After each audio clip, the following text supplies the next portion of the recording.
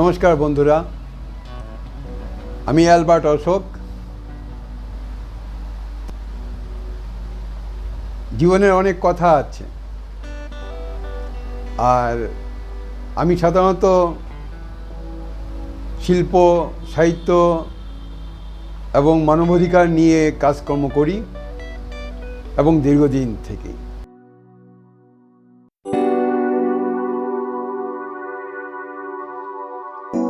এটা হলো আমার আর্ট ডায়েরি বই। এটা হার্ড বাউন্ড, A4 সাইজ, 152 পাতা, 700 গ্রাম ওজন, ভারী বই। এটাও সে একই কায়দায় পুরোপুরি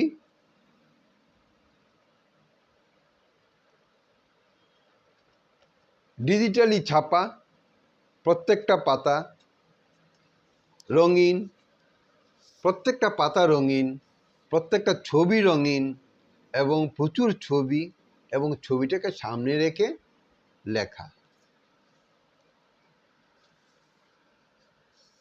এই রকম প্রোডাকশান বা এর যে কন্টেন্ট রয়েছে আপনি বাংলাতে পাবেন না। যদি পান আপনি আমাকে জানাবেন, আমি তাহলে আমার বই নিয়ে এত গর্ব করব না, ঠিক আছে? কিন্তু আপনারা অনেকেই জানেন যে কত বছর হলো, 2025, ওদিকে 18 বছর আর এদিকে 25 বছর, মানে 40, 42, 44 বছর ধরে আমি বিশেষ করে বাংলার, পশ্চিমবঙ্গের, কলকাতায় ছবি নিয়ে ঘাটাঘাটি করছি। কলকাতার অনেক বিশ্ববিদ্যালয় রয়েছে, কলেজ রয়েছে, অনেক বড় বড় পণ্ডিত রয়েছেন, অনেক বড় বড় শিল্প সমালোচক রয়েছেন, অনেক বড় বড় প্রকাশক রয়েছেন। তাদের আমি গড় করি। আমার বই কিন্তু অনন্য, অদ্বিতীয়। আপনি প্রমাণ করবেন, না হলে আমি আপনার পয়সা ফেরত দিয়ে দেব। বইটার দাম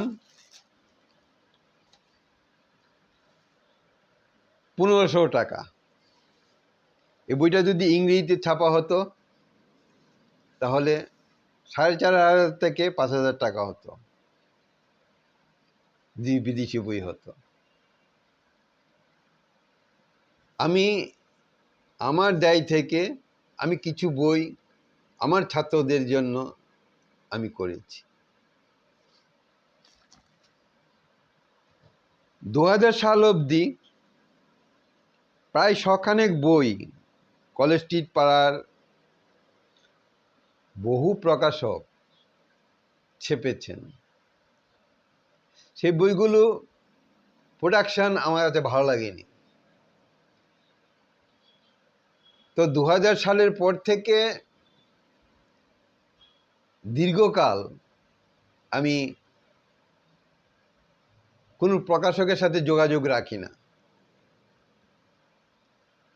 তো 2011 সাল থেকে আমি ফুল টাইম পেইন্টার। কিন্তু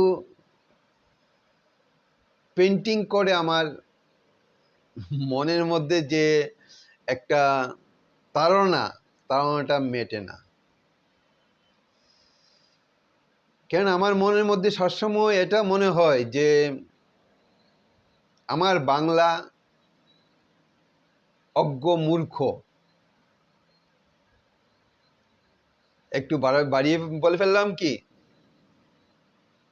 না না না, আপনি আমার কথা মিলিয়ে দেখতে পারেন। চ্যালেঞ্জ নিয়ে বলছি, পশ্চিমবঙ্গে ধরে নিন 9 কোটি থেকে 10 কোটি বাঙালি আছে।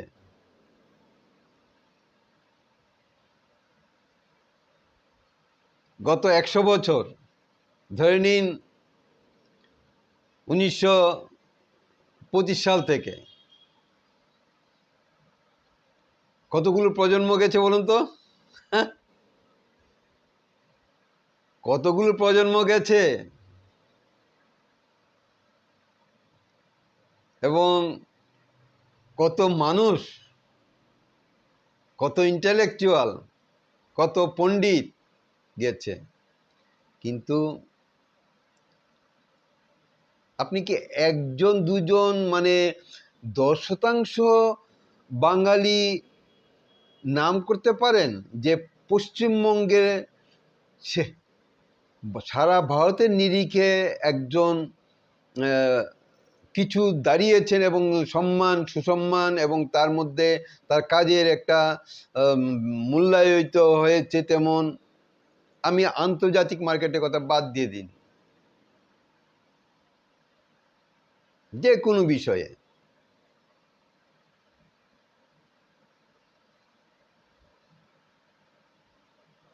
ব্যতিক্রম সব জায়গায় রয়েছে, একটা দুটো নাম আপনি বলতে পারবেন।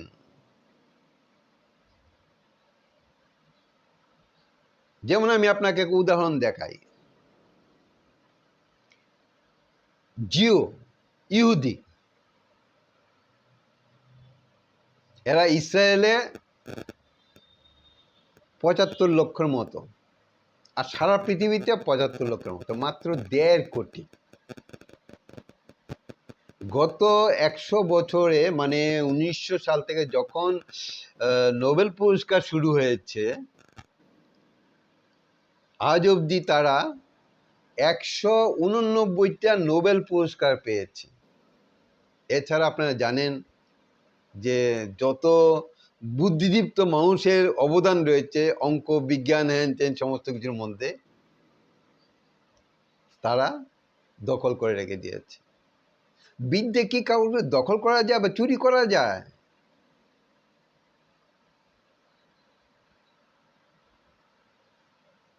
বাঙালিদের মধ্যে এরকম একটা দেখান তো।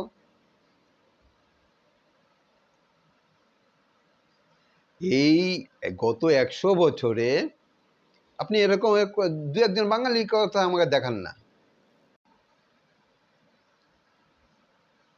কিছু রাজনীতি করে আমাদের পশ্চিমবঙ্গের লোকেরা এদিক ওদিক থেকে কিছু ম্যানিপুলেশন করে কিছু পুরস্কার টুরস্কার ভারত থেকে এনেছে, যেমন সাহিত্য একাডেমি পুরস্কার কয়েকটা পেয়েছে। কেননা ওটা তো কোটা আছে যে ভারতের যে কয়টা ভাষা আছে সেই কয়টাকে দিতেই হবে।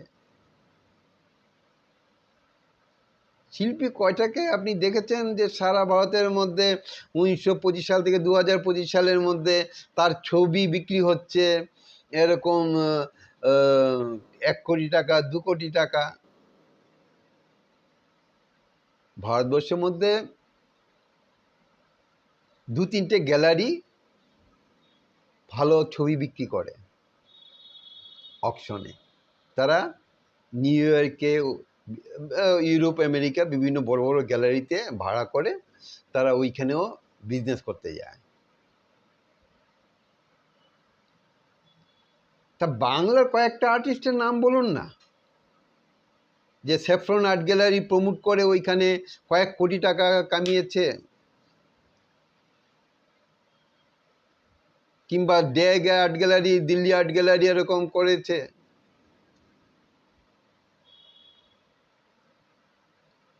বা তাদের কালেকশানে বাংলার আর্টিস্টের কিছু ছবি রয়েছে।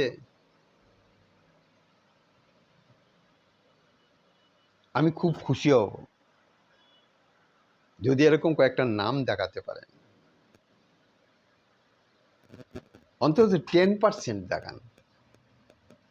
এই যে 100 বছরে এত এত প্রজন্ম চলে গেছে, আরো কয়েক প্রজন্ম চলে যাবে, আপনি পারবেন না। কিন্তু আমি আপনাকে চ্যালেঞ্জ দিয়ে রাখলাম, আপনি আমাকে দেখাবেন। তো আমি এই যে বললাম বাঙালি অজ্ঞ মূর্খ এবং তাদের আমাকে শিক্ষিত করব, এই আইডিয়াটা আমি মনে হয় 8-10 বছর আগে নিয়েছিলাম এবং আমার একটা ওয়েবসাইটে আমি বলেছিলাম আমি বাঙালিকে সে বাংলা ভাষার মাধ্যমে আমি শিক্ষিত করে যাব বাঙালিকে,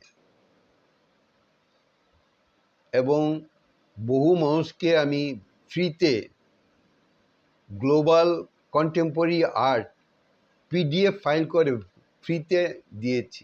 এরকম 500-700-1000 প্রত্যেকটা হোয়াটসঅ্যাপ গ্রুপের মধ্যে থেকে অনেকে নিয়েছেন। আপনারা খোঁজ করে দেখতে পারেন, অনেকে নিয়েছেন যারা আমার হোয়াটসঅ্যাপ গ্রুপের মেম্বার টেম্বার ছিলেন।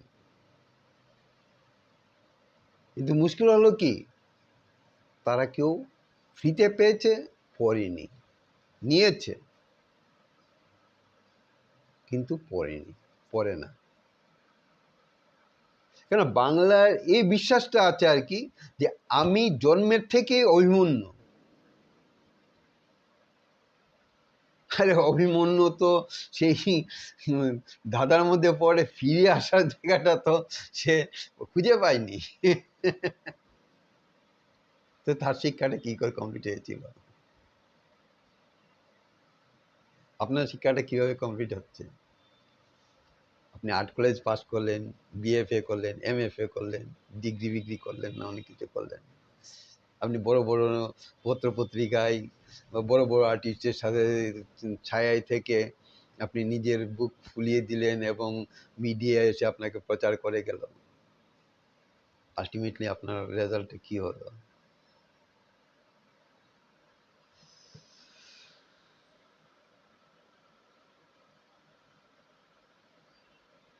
ভাবুন ভাবুন, আপনি যদি পড়াশুনো না করেন,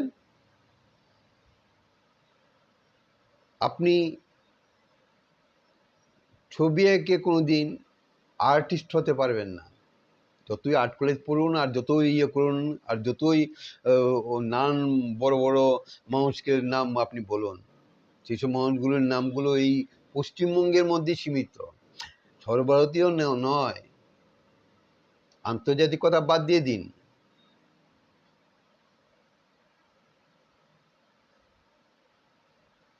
একটা পরীক্ষায় পাশ করলে আমরা বলি 30 পেয়েছে, 30-এর উপর পেয়েছে। 50 পেলে বলি না, ছেলেটা ভালো রেজাল্ট করেছে। আর যদি 90-90 পায় বলি মেধাবী। আর যদি 10 পায় তাহলে বলি কুলাঙ্গার। আপনার পজিশনটা আপনি বুঝে নিন। পশ্চিমবঙ্গে লাখো আর্টিস্ট, কিন্তু অশিক্ষিত। আরে তুলি ধরা, একটা লোকের পোর্ট্রেট করা, একদম ফটোগ্রাফের মতো মিলিয়ে দেওয়া, এগুলো এগুলো কেরানির বৃত্তি। আপনি 5-6 বছর যদি কোনো একজন লোকের সাথে লোকের আন্ডারে কাজ করেন, আপনার এই দক্ষতা আপনার এসে যাবে। তো এই দক্ষতা দিয়ে আপনি ধুয়ে জল খাবেন?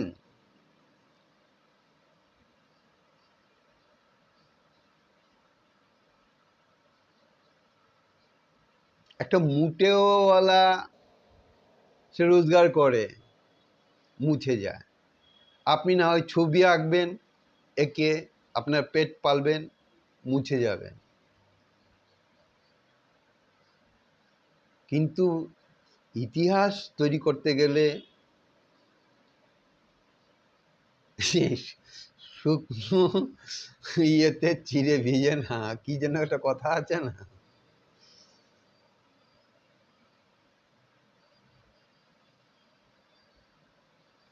প্রয়োজন লাগে মেধার।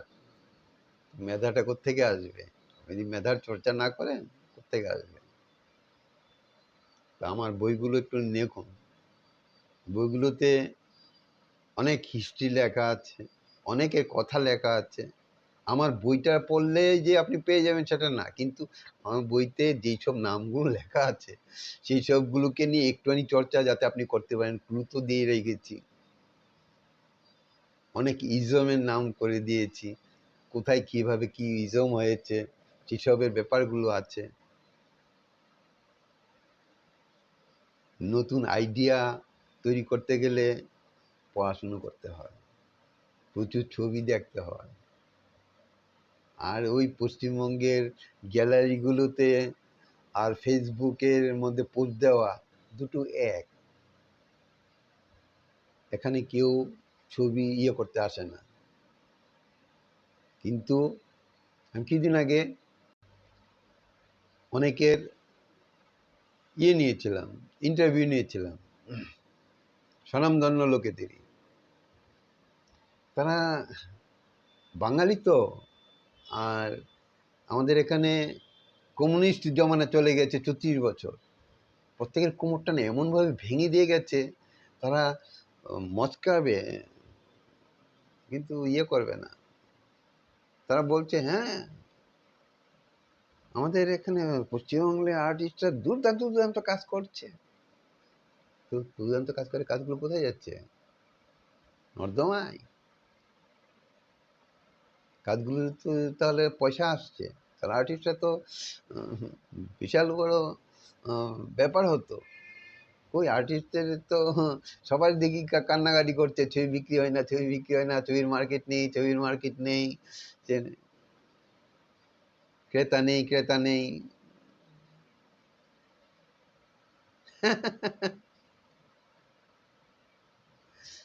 আমি দেখেছি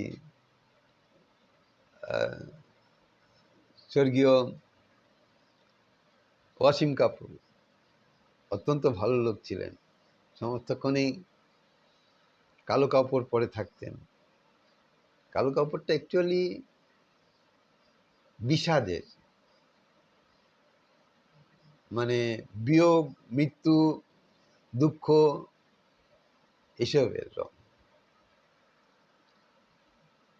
ওনাকেও আমি খুব একটা মানে মানসিকভাবে যে একদম স্ফূর্তি করছে, হা করে এরকম করছে, এরকম দেখিনি। আপনারা দেখেছেন কিনা জানি না, কিন্তু হ্যাঁ অনুষ্ঠানে গেছেন এবং বিভিন্ন গ্যালারিতে গিয়ে উদ্বোধন করেছেন, ওই তরুণ শিল্পীদের উৎসাহ দিয়েছেন। কিন্তু তিনি কখনো কিন্তু কাউকে সমালোচনা করে বলেননি এই আপনার ছবিটা এটা কি করেছেন, এটা বলেন দারুণ দারুণ হয়েছে, দারুণ হয়েছে, দারুণ হয়েছে। এবং সব শিল্পীরা, তরুণ শিল্পীরা বলছে আরে ওয়াসিমদা আমাদের ছবি দেখে বলেছে দারুণ হয়েছে, দারুণ হয়েছে। আলটিমেটলি সেসব শিল্পীরা কোথায়? আমি কিন্তু এত সহজে ভালো বলতে পারি না, আমি একটু নিন্দু। আমি দেখব, আমি যা জানি সেই নিরিখে আপনার কাজ আমার কাছে ভালো লাগলে ভালো বলবো, খারাপ লাগলে আমি পরিষ্কার বলে দেবো। আমি এরকম অনেককে বলে দিই, তাতে অসন্তোষ হলে কি হবে? আমি তো শেষ কথা নই। আপনি ভালো কথা শোনার জন্য প্রচুর ভালো লোক রয়েছে, আছে না? আপনি আমার কথাই শুনবেন কেন? কে আমার কথা শুনবেন, কে আমার কথা শুনবেন না, এর বিচার তো আপনার। কিন্তু আমি দুনিয়া ঘেঁটে নিয়েছি, পশ্চিমে কি হচ্ছে, পূবে কি হচ্ছে, কন্টেম্পোরারি আর্ট কি, ঘেঁটে নিয়েছি না? আপনাদের অনেককে লেখা দিয়েছি, আমি পিডিএফ ফাইল করে করে দিয়ে গেছি, কয়েক বছর একটানা দিয়ে গেছি। সেগুলো এখনো অনলাইনে আছে আমার সাইটে।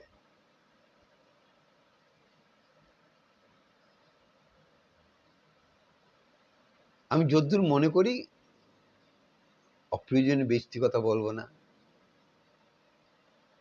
কিন্তু সমালোচনা আমি করব। সমালোচনা করার মানে এই নয় আমি আপনাকে ঘৃণা করি। সমালোচনা করা মানে এই যে আপনার কাজটা ঠিকভাবে হয়নি কি ঠিকভাবে হয়েছে, আলোচনা, তার নেগেটিভ দিক পজিটিভ দিক। আপনার সাথে আর কোনো সম্পর্ক নেই, আপনার কাজটা নিয়েই বলা।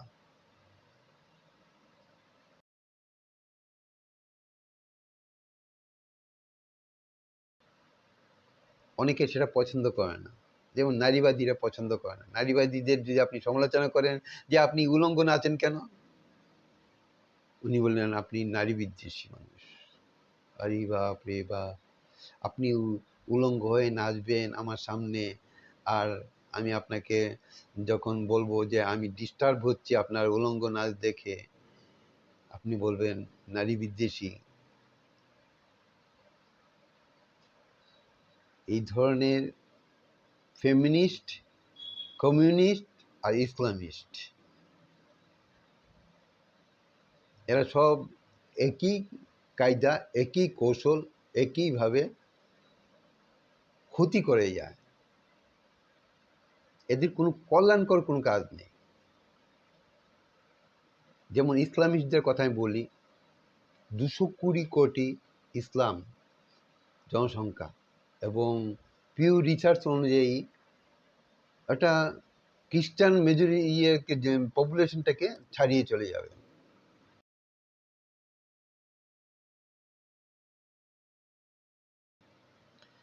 এই 220 কোটি মানুষের মধ্যে তাদের অঙ্কবিজ্ঞান নিয়ে কিছু নেই। তাদের কেউ বলে বই হারাম, কেউ বলে ব্রেইন হারাম, কেউ বলে সভ্যতা হারাম। তো তারা বই নিয়ে, অঙ্কবিজ্ঞান নিয়ে কালচার করে না।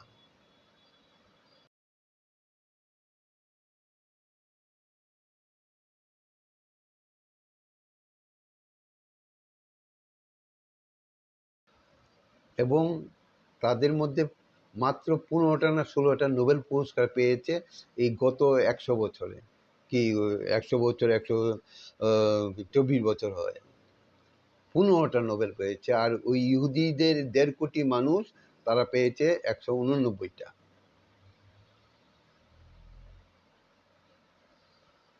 কেননা তারা বোঝে, সভ্যতা বোঝে, তারা অঙ্কবিজ্ঞান বোঝে, লজিক বোঝে। আপনি আর্টিস্ট, বাংলার আর্টিস্ট, আপনি লজিক বোঝেন না, আপনি কায়ের জোরে চলেন, সেই জন্য আপনার জীবন জিরো। ছবি আঁকবেন, পড়াশুনো করবেন, পড়াশুনো না করে কোথাও কোনো উদ্যান নেই। পৃথিবীকে না জানলে কোনো উদ্যান নেই। আপনি আমার বই কিনতে পারেন, নাও কিনতে পারেন। আমি আপনার কাছে বই বিক্রি করে আমার পেটের ভাত করব তার জন্য না। আমি বাংলায় জন্মেছি, আমার বাংলাকে অবদান রাখার চেষ্টা করছি, এতটুকুই আমার কথা। মাফ করবেন, প্রসঙ্গে অনেক কিছু এসে যায়, কথাবার্তা।